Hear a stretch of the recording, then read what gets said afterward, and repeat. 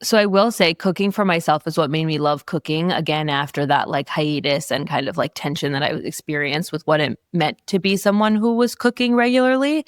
And cooking for myself really felt like an escape. And it felt like the only way I could consistently show up for myself and choose myself.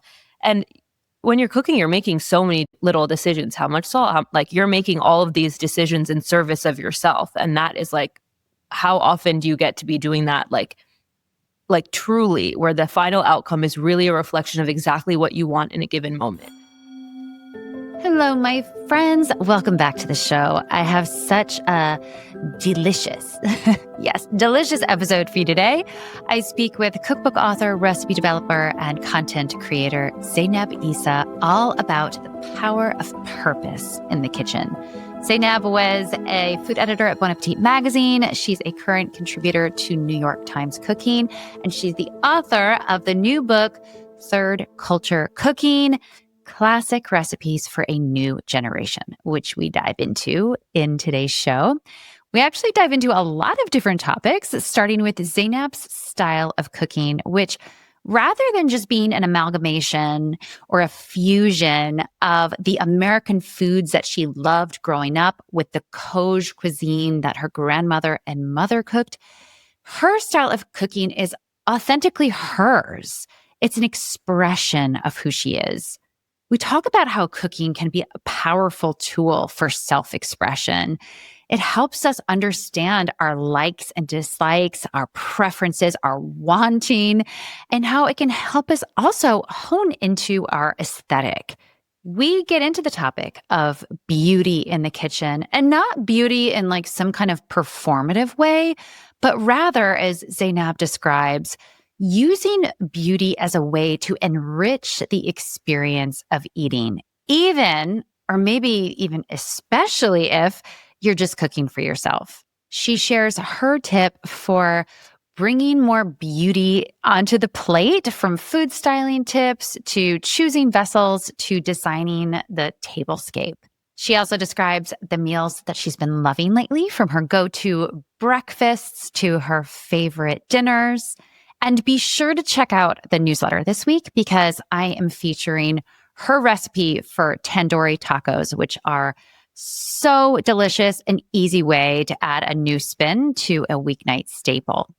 Throughout the conversation, we keep coming back to the notions of purpose and intention. They're really the themes of the conversation. When we bring intention into the kitchen, we can transform this act of cooking into a powerful form of self-care. I know you guys have heard me say this a million times. It is the reason I do this work. It's the reason for my upcoming book, but it's so powerful. With just a bit of intention, with a bit of presence, cooking can be the gateway to something far deeper than just putting a meal on the plate. And there's so much joy to be had in that. I think you're going to find today's conversation inspiring and definitely delicious.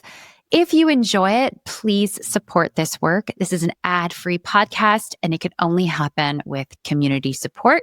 You can like the podcast. You can become a subscriber to my Mind, Body, Spirit Food newsletter, where I share weekly recipes, all of which just happen to be gluten-free, and dive into some of these topics deeper.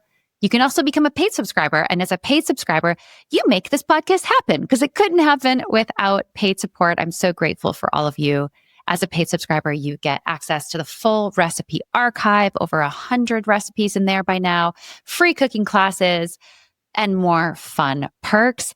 You can also share this episode with your friends and family on social. All that stuff really makes a big difference. All right, my friends, without further ado, let's hop into the show.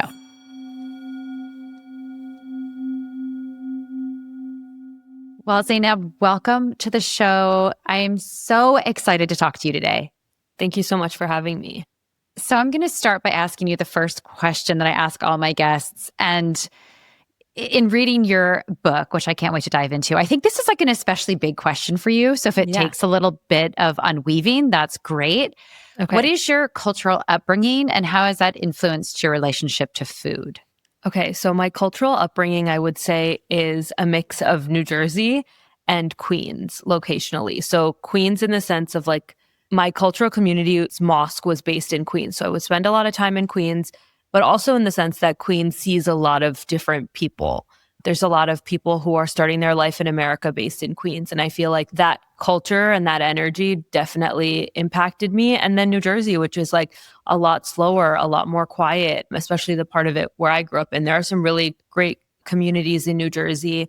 And mine we were living there because it was close to the hospital that my dad worked at. And so I was one of very few like people of color in my town even. And that experience also really shaped me. I think I was really intrigued by the idea of like Americanness as being whiteness.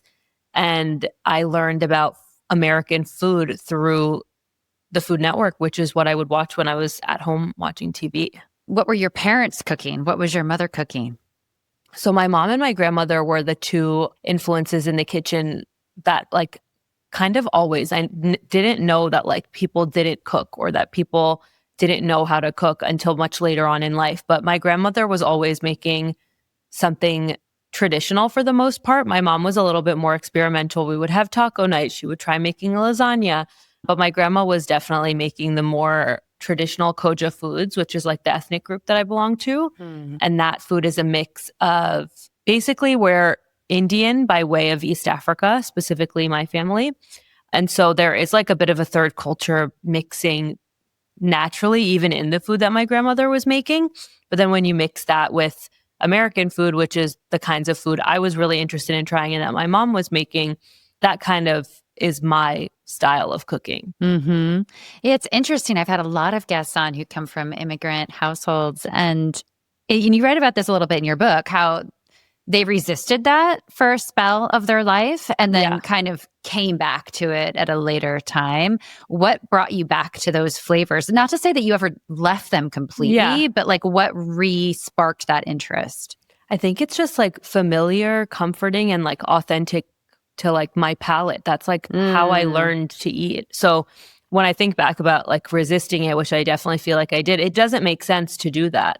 And that's why I feel like it's important to classify my food as third culture cooking because it honors the fact that like these are the women that raised me. That's what they fed me. That's like what my tongue knew first kind of thing. Yeah. And so those flavors are always going to be the most comforting and the most nostalgic for me. And I think both comfort and nostalgia are such powerful emotions that really do play into the way that we eat. Yeah. And similar to how my grandmother's cooking is nostalgic to me, so is like Dunkin' Donuts. And so I am looking like to recreate those things and make food that I really want to eat. I love this so much. Like third culture cooking is the title of your book. Yes. So often I feel like we want to polarize things. And so it's like, this is the right way or this is the wrong way. And from your perspective, and you can edit me if I'm wrong, it's like there's this other way. Both inform who I am. And then I think I can take that further as like as individuals, we create our own culture. It's not just that we're buying into either or. It's like there's this third element that is just us, that is uniquely from our perspective. Yeah. And so many things influence our own personal culture, religion, place, time, like all of these things are like worth considering why we are doing what we're doing. And I think all of that will impact your cooking if you're cooking for yourself. Because I mean, I believe in cooking as like self-actualization, but really if you're making something that's like authentically you, it will be representative of some experiences that you've had. And so I think thinking about, I mean, third culture kid is the term that like let me find comfort with my identity. And now third culture cooking is the term that allows me to find comfort in the way that I cook. I think that tradition and those aspects of culture, especially as they relate to food, are so important and they shouldn't get thrown away. And that's why I like shy from people are like, oh, so your food's like fusion food. And I'm like, yes, but also no. Like, I feel like fusion food is typically like can err on the side of appropriation and or feels just devoid of context. And it's like, why are you putting these two things together? I don't know. But like, I have a reason for why I'm putting these two things together. I know the story and what brought me to this moment to decide that like, hey, I want to make short ribs inspired by my mom's like meat curry. Like those two things, like my only experience with braised beef growing up is meat curry. And now on TV, I see everyone making braised short ribs. And this feels like a dish that everyone eats so regularly, but I've never had it. But I have had braised meat. So, hey, what if I braise the short ribs in the same spices and the same flavors that I know from meat curry? Like maybe I'll get a hybrid that feels braised short ribs with wine doesn't feel like something that I would ever eat. And it isn't because I don't even drink alcohol. So I don't even keep that on hand. But this is something that I know. And so when you put those two things together, it results in something that's like, I'm not my mom. I didn't learn to make my mom's meat curry. I don't know how she came to that. And I'm also not Ina Garten making like red wine braised short ribs. So this dish feels like the most authentic version of me cooking it. And the best way to categorize the style generally is third culture cooking. Yeah, it's like this authentic expression can come through food. And so often we forget that. I think that cooking becomes a means to an end. Like, we got to eat. Or, you talk about this in your book. In fact, I want to read this quote because I just think it's so powerful. You say, as I grew up and learned the reality of the patriarchy, some of the romance in cooking was stripped from me.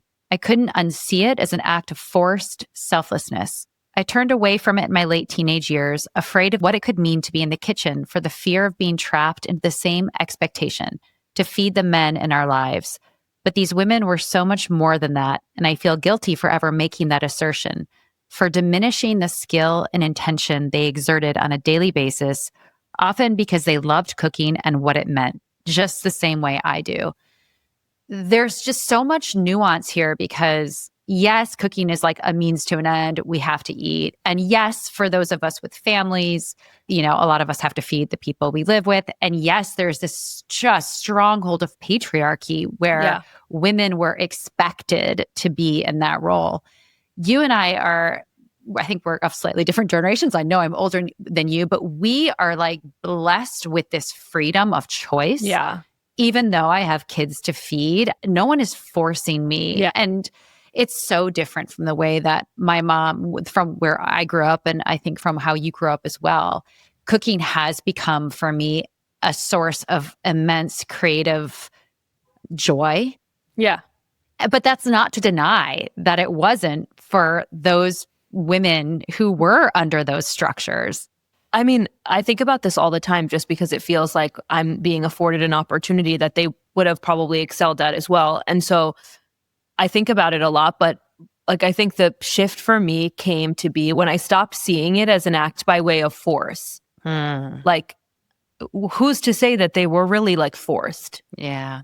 Do you know what I mean? Like, yeah. I don't know that my grandmother was cooking for us because anyone was forcing her to. But in my mind as like a teenager, a young teen, I was like, does she really want to be doing this? Right. Like, and the truth is, like, when I talk to them, they're like, yeah, like I feel so fulfilled by this action. And that's where like, this is my own internal bias and my own westernized version of feminism where I'm like, if you're doing something selflessly, you're not honoring yourself, when that's not true. Like for some people, like my grandmother, serving her family like that in a way that I saw as like, oh, you're not doing anything for yourself, is doing something for herself. Yeah. You know what I mean? Yeah. She's good when people are eating the food, enjoying it, like complimenting her. And it wasn't until I had that perspective shift like, hey, it's more their time and place than it is like being forced or doing something against their will. It's more that she was born then and I'm born now.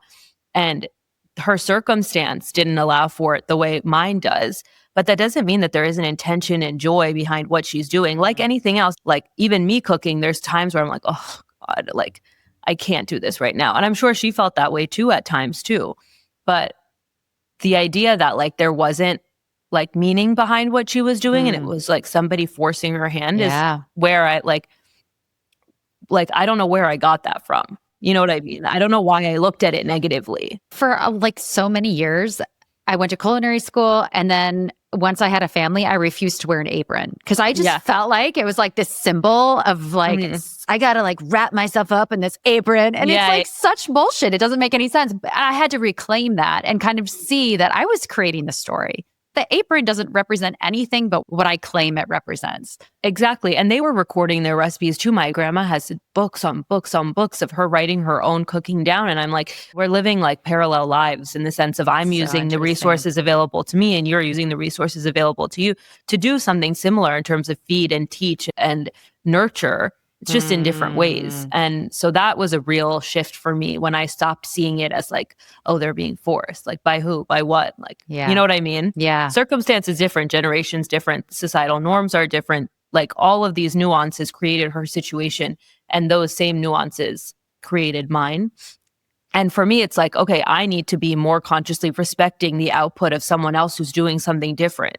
You know, like just because she didn't go to like get her undergraduate degree doesn't mean she's not worthy of respect. You know what I mean? And that was my own like unlearning. Like now when I think about some of the best parts about her cooking, I'm like, you're just like doing the most. Like you're so intentional. You're like, I never want to feed anyone on a plastic plate where I'm like, okay, it's fine. Like I'm here for 20 minutes. Like I'll just eat on this plastic plate. You don't need to wash the dish. Like she's like, no, that's going to like hinder your experience. Her like, she is making considerations that are so thoughtful and that like are coming from her. She's not looking for the easy way out. I know some women who weren't as fond of that role and they phased out of it.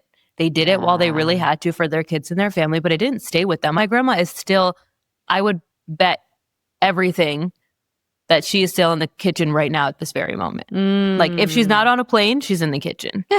Like those are the like that's it. Because that's her true passion and what she really enjoys. Yeah.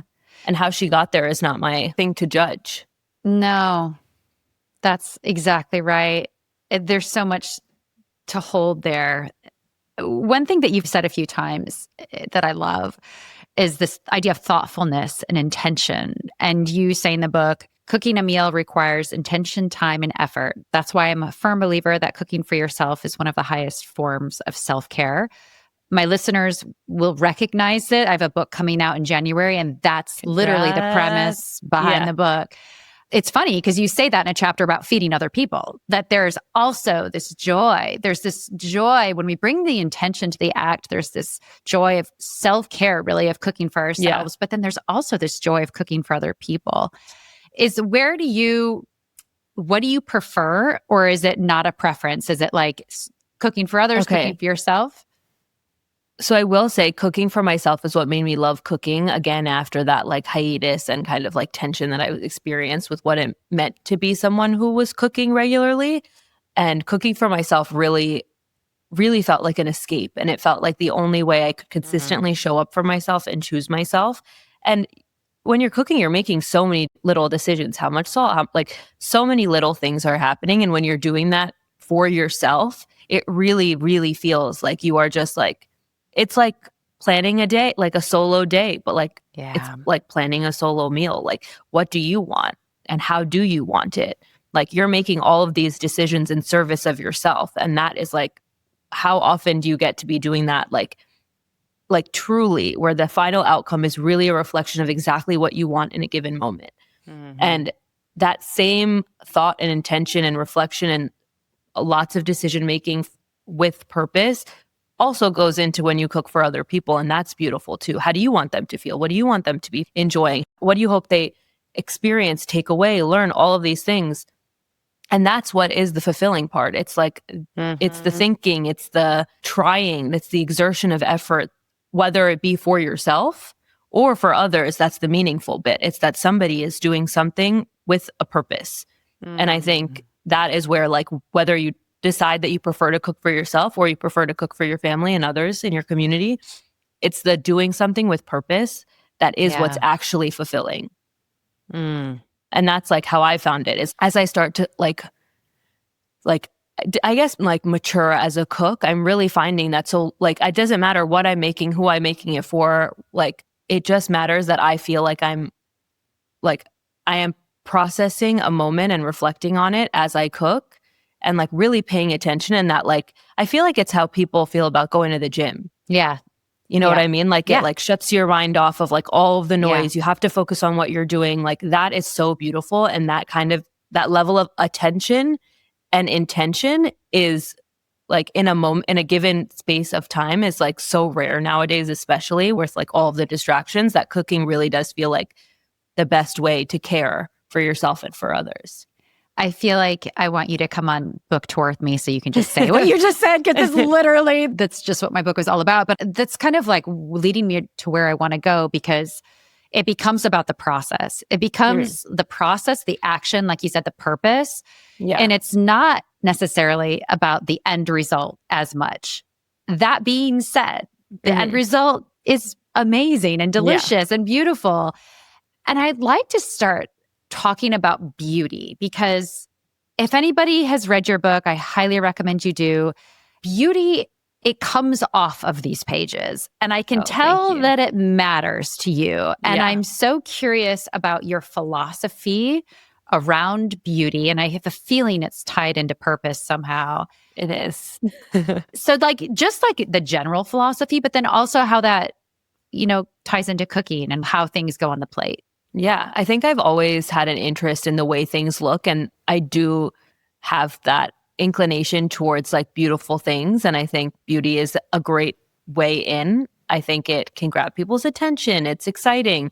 It has all of those like sparky emotions that like make people interested. And I think part of my like strong interest for this book with making it very beautiful is like books are now competing with digital new media. And so if my singular book page of the recipe is competing with a whole Instagram reel, like it has to be beautiful. It has to be interesting. It has to be thought-provoking. It has to make you want to stay the same way, like on an Instagram feed, you want to stop the scroll and watch the video. So I think there's definitely an element of like books need to be beautiful now. Like there's an actual need to like ensure people remain interested in them. But also when something feels like thought through and beautiful in a way that is, again, intentional, there is a purpose. And I feel like that's what I'm inclined to. Like there were so many considerations with all of the images in the book based on the actual dish and like the message I was trying to convey. One example that's a cover photo as well is the achar egg and cheese, which is sitting on a stack of like blue, like it's our pleasure to serve you New York bodega cups. And that's to evoke the idea of like the inspiration and like what it means to be eating this sandwich for me. And so beauty is also a form of communication. It's different than like words and reading as a form of communication or even speaking. And I really appreciate all of those little details and the option to analyze it and receive different information than I was trying to convey, which is like across all art forms, but especially when it comes to food, where like it should be doing certain things. It should make you hungry. It should make you want to do it. It should inspire some kind of action. But I like the idea that like you can use beauty to allow people to infer their own opinions about whatever the message or thing that I'm trying to convey is. Yeah, I love all of that so much.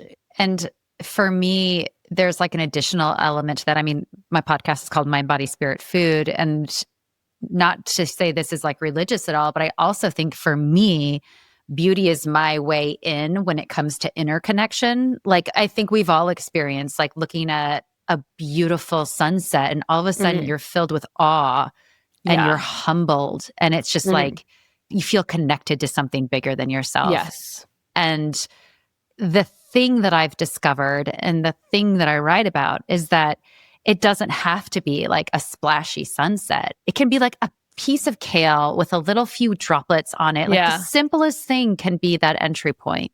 Yeah, that like creating awe can be done like through food. 100% When it agree. comes to styling food, I would love just more practical tips, because we do know that the way that something is presented influences how we taste it and how we experience it.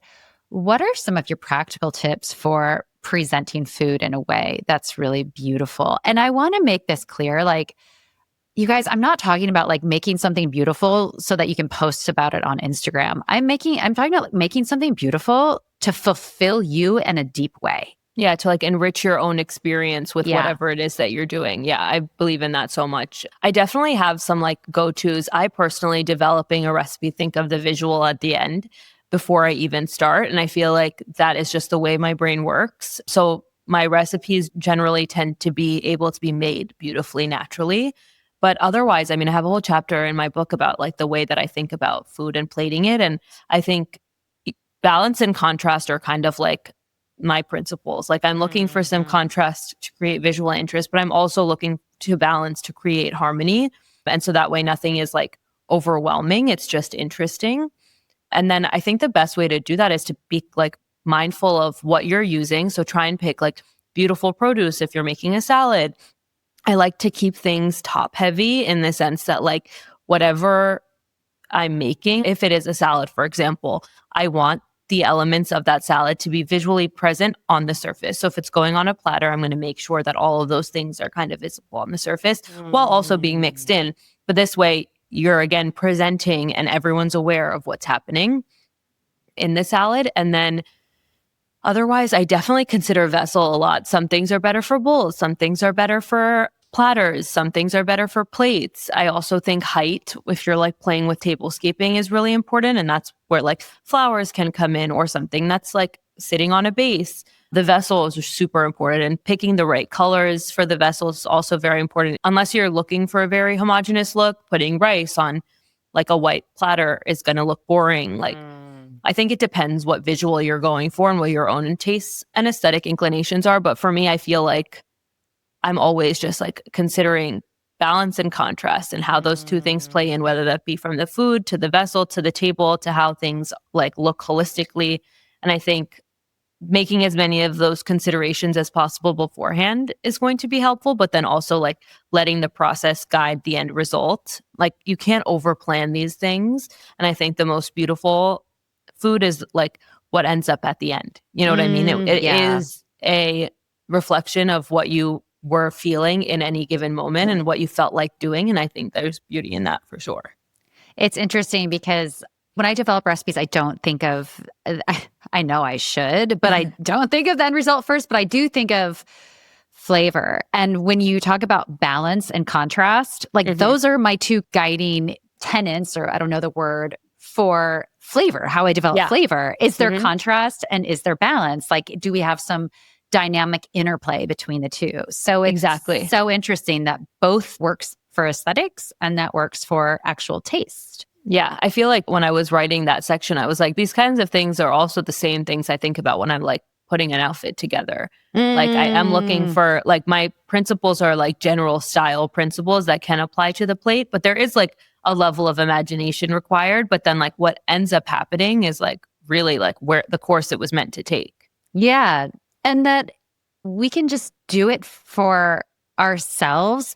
I think it's really interesting for people to understand their own aesthetic. I feel like since we're so inundated with stuff, I mean, social media, all of it, it's so easy for us to lose our own aesthetic. And I think like plating things, choosing outfits, these are great opportunities for us to cultivate that. And practice. It's just an opportunity to practice. Like you're never going to get like rooted in something unless you do it often. And I think that that's how I came to understand what my principles were. I was like, hey, you seem to be doing a lot of this. And so that must mean that this is like a consideration you're making. It's sometimes subconscious, but I think the more you do something, the more you're able to recognize those patterns. And I agree with you on that wavelength of like, we see a lot of others. And so we are in a cycle of like imitation. And I think the best thing you can do is to stop looking at it and start doing it. And it'll turn into yours much sooner. Yeah, absolutely. When it comes to plating something for yourself, like let's go back. I think aesthetics, we often think about like making something beautiful when we're cooking for other people. And that feels like a natural thing to give. When you're making something for yourself, do you still do this? Yes. Every single morning with my breakfast, I'm picking the plate. It's just like a moment for myself. Like I deserve beauty too.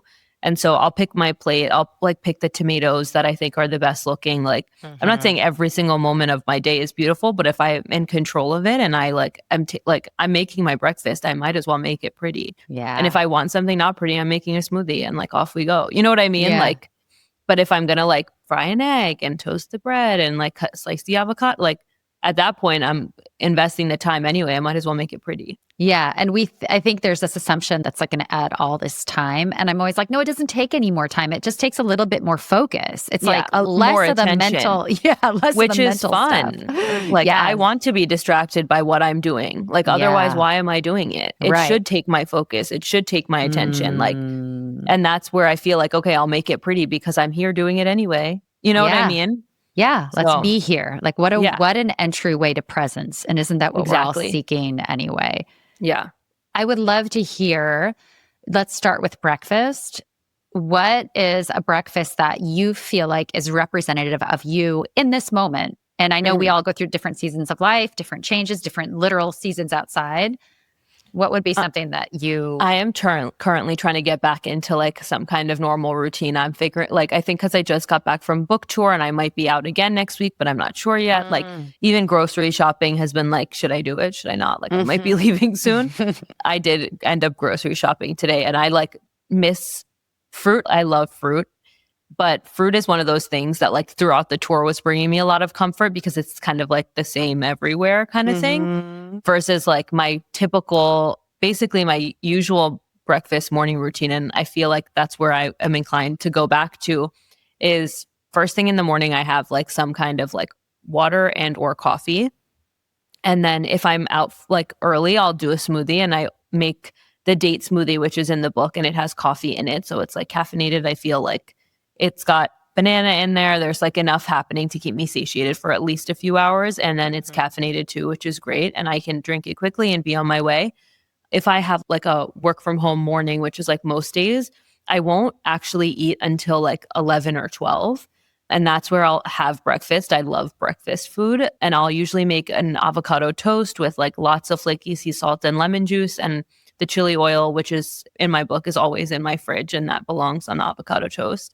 And then I'll make like scrambled eggs. I'll probably put like salt, Aleppo pepper flakes, some sumac on top as well, black pepper.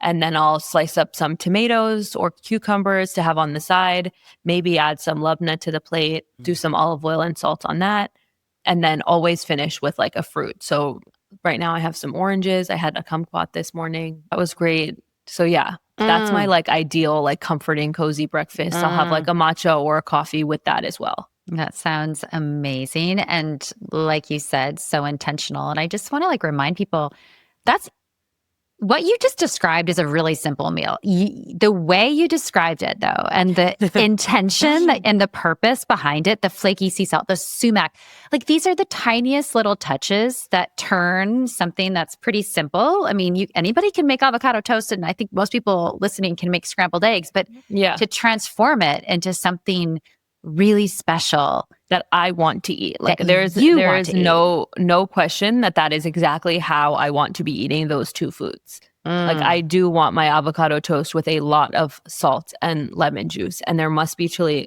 oil on it. Like that is how I want it. And I know that. mm. What a beautiful thing to know what you want and to be able to give it to yourself. Exactly. That's where the self-care element of food comes in for me is it's like you're paying attention to yourself and Mm. like satisfying your own need in any given moment. Isn't that what self-care is? Yeah, that's it. What about a meal that you would feed others in this moment? And I know that you just got back from book tour, so that might be too much to think about, but you can like jump back a few weeks Something before. I have been feeding others like Mm. through this tour actually has been, and like people, something that people have really been loving is the tortellini and preserved lemon brodo from the book, which is basically store-bought pasta. The restaurants that we've been making it with have been making their own tortellini, which is always so fun. But store-bought tortellini does the job more than fine. And then you just make a simple and rich broth using chicken stock, preserved lemon, some brown butter, garlic, Parmesan, and lemon zest, and that's it. And it's Mm. springy, it's still cozy, it's bright, lemony, it's pasta, so it's like always so comforting. Yeah. And that like ricotta filled tortellini is just like so lovely. With the preserved lemon. That sounds so good. Yeah. So preserved lemon is actually an ingredient I came to later in my life, but the first time I had it, I remember thinking, this tastes so familiar. And I was like, why do I know this flavor? It's not a flavor that we use. It's not an ingredient that we use to the best of my knowledge. And then I realized I grew up eating a lot of lemon, lime pickles, like acharts. Mhm. And it's the same thing. Yeah. It's a preserved citrus. And so that flavor felt like that. And I was like, okay, I'm obsessed. Like, I want to learn how these are used. I started making Moroccan tagine, which, like, preserved lemon is such a lovely flavor in there. And then I was like, okay, what else do I want to do with this? I have so many, I want to use it. And I think the book has like maybe 6 or like you can definitely go through a whole jar of preserved lemons through recipes in the book, because like they have just become such a cornerstone of my cooking in terms of like big flavor, like citrusy, salty, briny. I mean, it does so much and it's just one ingredient. Yeah. And it lasts forever in the fridge, which is amazing. So nice. When it comes to being fed, it's rare, I think, for people like you and I, at least I don't live close to family. So it is rare for me to be in a situation where I am being fed, unless, you know, you're at a friend's house. But there's something that's so beautiful about that for, I think, particularly I love to be fed. Yes, me too. And I'm always like, you can make me a peanut butter and jelly sandwich and I will love it.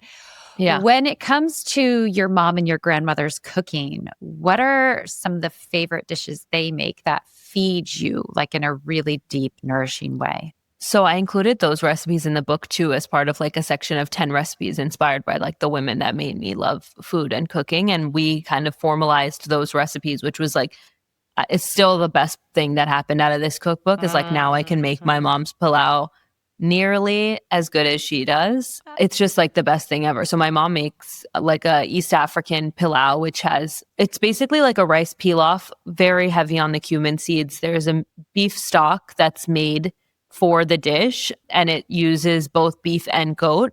And that same beef and goat is then used in the dish as well. So the stock gets used and the meat gets used. And it's like a pretty simple dish, to be honest, but that is like what I want to be eating from my mom's house at any given point. Like if she makes that, she'll send it. When I'm going over, I'm like, can you make it? Like to me, that is the dish that like I want from my mom. And then from my grandmother, she makes really great baklava in the book as well. And a tomato curry, which is like something I grew up eating. It's very much so her specialty, I would say. She makes it for brunch most weekends. And it's basically stewed tomatoes with onions and spices. And I mean, it's just like, I've never eaten like a dish like that. It's similar when I think about it to things like shakshuka and menemen, but it's not like the technique and the simplicity in terms of flavor is unparalleled. It's literally just like stewed tomatoes. So is it canned tomatoes or fresh tomatoes? Fresh tomatoes. Oh, yum. Yeah, really, really good. Well, thank you so much. I feel like you have just like ignited some spark inside me. And I feel like my listeners will feel that way too. Like beauty, food, purpose, intention. These are the things that food has the opportunity to give us if we're open to it. And so 100%. So grateful for the work you do. Oh, thank you. I'm going to finish by asking you the last question that I ask all of my guests. And it's another food question. But if it was your last meal on earth in this moment right now, like what would you eat right now? Last meal. Oh, this is so hard. Last meal right now in this moment, I would go to Little Flower Cafe in Astoria, Queens, and I would get their gochujang hot chicken sandwich. It is so good. And I haven't had it in way too long. So Wonderful. Well, thank you again. Thank you. This was so great.